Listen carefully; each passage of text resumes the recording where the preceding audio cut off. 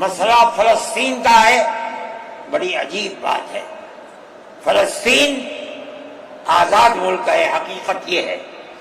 آپ یہ دیکھیے، جب دولت عثمانیہ کو دنیا کی بڑی طاقتوں نے مل کر ختم کیا اور خلافت اسلامیہ ترک میں ختم ہو گئی، تو امریکہ، روس، برطانیہ، انہوں نے مل کر ایک یہودی حکومت قائم کی، اسرائیل ہے۔ اس کی ایک حدود اربع تھی، اس کے اندر فلسطین یعنی بیت المقدس نہیں تھا۔ جب وہاں اسرائیل ہو گیا، امریکہ اس کا سرپرست بن گیا۔ اب اسرائیل نے آگے بڑھ کر فلسطین کے اندر اپنے پیر جمائے اور بیت المقدس کو لینا چاہا۔ نتیجہ یہ ہوا کہ جنگ ہوئی اردن کے اندر اور بیت المقدس پر بھی قبضہ کیا اور اس کے ساتھ ساتھ فلسطینیوں کو غلام بنایا۔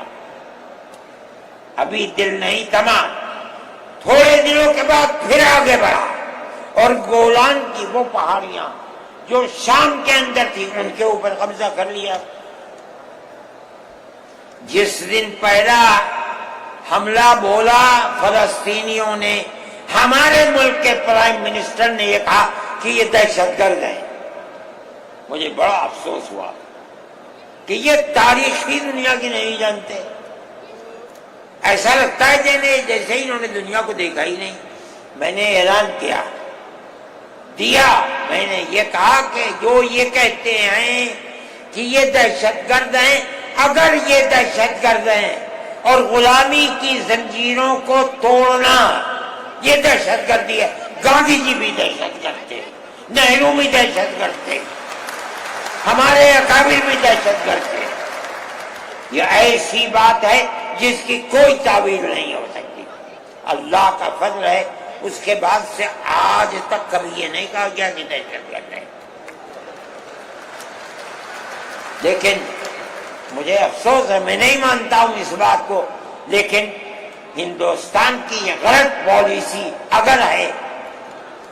میں گیا عرب، میں نے لوگوں سے سنا کہ ہندوستان کا بارود فلسطینیوں کے مارنے کے لیے اسرائیل میں ہو رہا ہے استعمال۔ کہنے والوں نے کہا کہ ہندوستان کے فوجی بھی اسرائیل کے ساتھ لڑ رہے ہیں۔ میں اس کی تصدیق نہیں کر سکا ہوں، اتنے میں بات نہیں، مگر میں یہ کہتا ہوں کہ کھل کر پالیسی ہونی چاہیے۔ آپ اگر فلسطینیوں کے قتل عام پر بازی امریکہ کی طرح کہیے کہ ہماری فوجیں اسرائیل کے ساتھ، آپ بھی کہیے کہ ہماری فوجیں لڑ رہی ہیں، اور اگر نہیں ہے اپنے دامن کو پاک کیجیے۔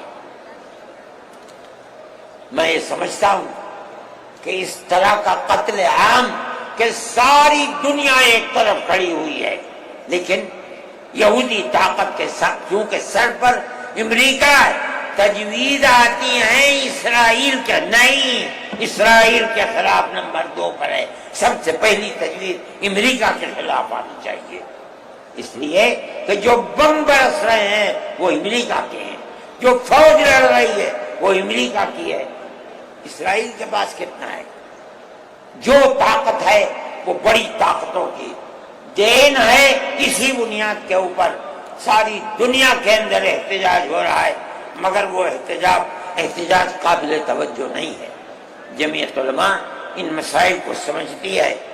ہم نے اپنی بات آپ سے کہی ہے، مسلمان اپنے نظریات، اپنے خیالات کو صحیح کرے اور اس نہج کے اوپر چلے۔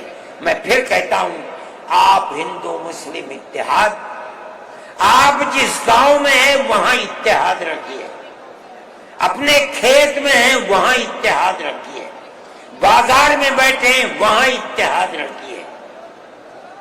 جہاں دنیا کے اندر ہے مذہب کی بنیاد پر نہیں، ہندو مسلم بھائی بھائی اسی اتحاد کی بنیاد کے اوپر چلیے۔